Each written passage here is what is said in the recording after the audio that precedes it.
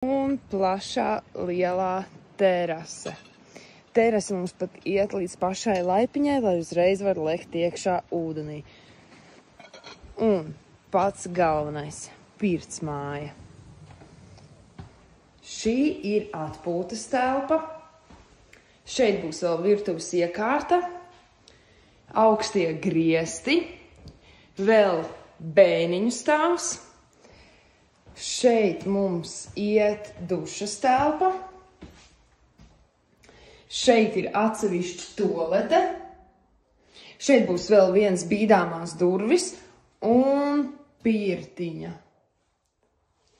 Ļoti silti, mājīgi un tieši tas, kas vajadzīgs.